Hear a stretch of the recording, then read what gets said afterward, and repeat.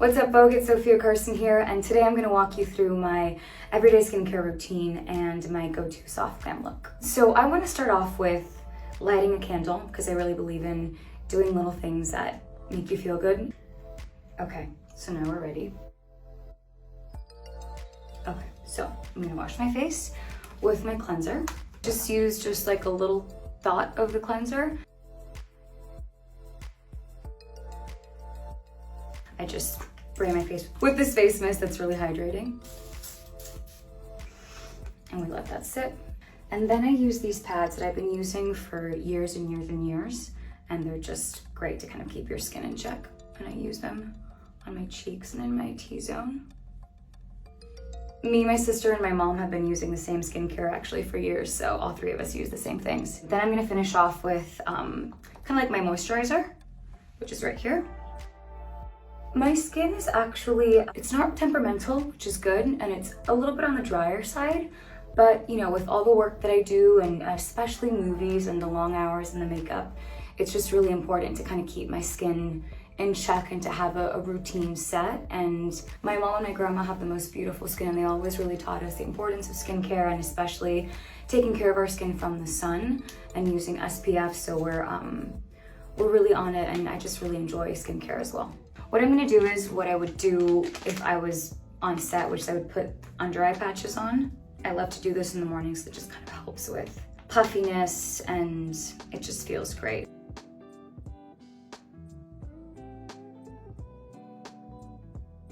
One of my favorite things in the world is cold things on my face. I learned that from my mom and my grandma. My grandma, I think we learned from her that you could plunge your face into a bowl of ice water, which is pretty awesome. But recently I've enjoyed face rolling, especially early in the morning, and especially like ice rollers, or like if you put out your roller or your gua sha in like ice, like I just did with mine, and then I will roll out on my cheekbones, and it feels so nice and so cold. So I just kind of like to spray my face with lavender mist in the morning and at night, and it smells so nice. I think skincare is most definitely a part of self-care, and self-care is just doing things that make you feel good and love yourself. It just feels so nice to do something nice for yourself, and sometimes this is exactly what we need. Okay, so let's get into makeup. I'm gonna start with brows because I've always found that brows kind of frame the face, and I've always had really thick brows.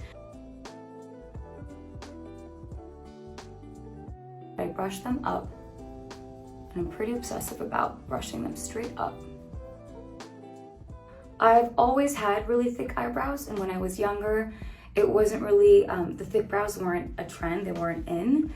I remember all of my friends in high school, they were, you know, getting their eyebrows plucked or waxed, and the really thin eyebrow was in. But my mom insisted that I shouldn't do my eyebrows, and I'm so grateful for that. And I never did, and now they're in style. And I've never really done much to them. I've always kept them pretty natural. You know, if they need a trim, I'll go in with a scissor myself and I'll trim them if they get a little bit long. But I do find that brows are really important. I like keeping mine, you know, the length that I like, and just nice and done. I'm gonna take these guys off. So first we'll start with skin. I use a tinted moisturizer on my face. I don't like to use foundation because it feels too heavy. And I use a tinted moisturizer that has SPF, which I love, just like a tiny bit. And I like to use my fingers for this. And if necessary, I go in with a blender that has just a little bit of moisture in it, but not too much. I'm gonna use a little bit more, going a little bit glam today. When I was younger, I was in dance class, so we had dance recitals, and I remember my mom would do my makeup. So I've just always loved it. And then over the years, especially when you start working on camera, you really start to learn about your face and what works for you and what doesn't. And it's just, I think it's really empowering to know how to do your makeup and what works for you as a woman. So I use this concealer. And concealer is magical. I like to put it first just on my hand, and then I also use my fingers to apply this.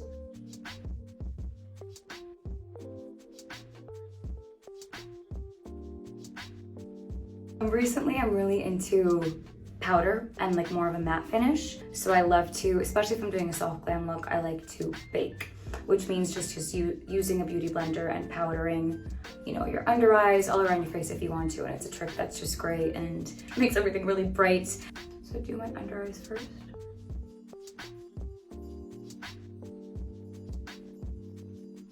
And I'm also covering my lip as well, just because my lip naturally has quite a lot of color and I want to do a nude lip today, so I kind of cover that a bit with the foundation and the powder. Next is one of my favorite steps, and that is contouring. I like to use a contour that isn't too dark on my skin because I can build it up or keep it more natural if I want to.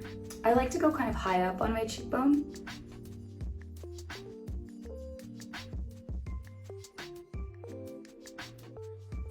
I'll go back with some powder, seal it all in. So my first steps for lip is liner.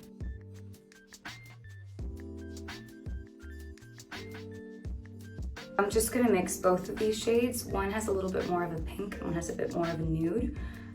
So we're just gonna be adventurous and try both.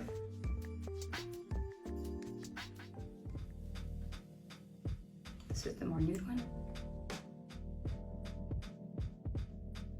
I've really been into the gloss recently.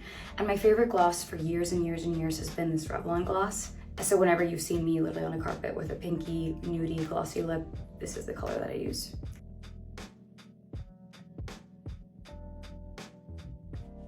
Okay, so for eyes, I'm gonna use actually this cream blush, Tower 28. It's like a multi-use blush that I actually use on my eyes, and it's just really easy to use. I'm not that great at eyeshadows, so it's been really helpful for me. Just kind of dab it on my hand.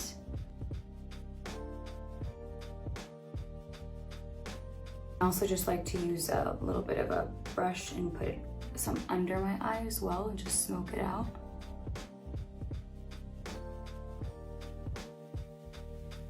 There's such a huge difference between makeup for whether you're playing like a specific role or you're performing on stage or you're shooting a music video. I've always found that beauty and fashion is such a huge part of storytelling.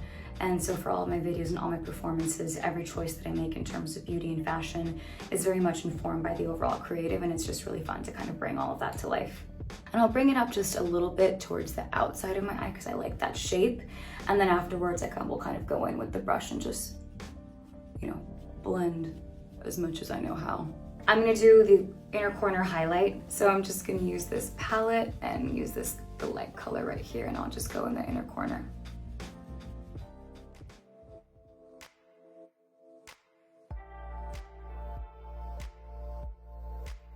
Well, my muse has always been Audrey Hepburn in terms of makeup and beauty and fashion and just all things and who she was.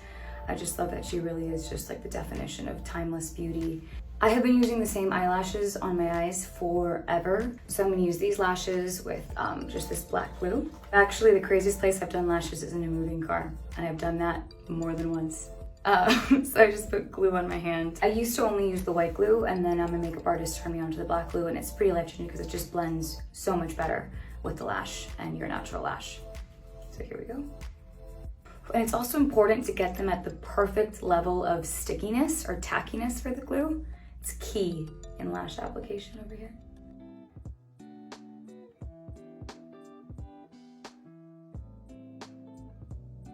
So my last step, but my favorite step, and definitely not least, is mascara. The power of mascara is a really beautiful thing. I'm going to use Big Bad Lash mascara, and it's even cooler that me and Meg Thee Stallion are the faces of this mascara, and we shot a really cool commercial for it, which will never not be super cool. So I'm gonna use this mascara, and I use this either with my fake lashes on or without.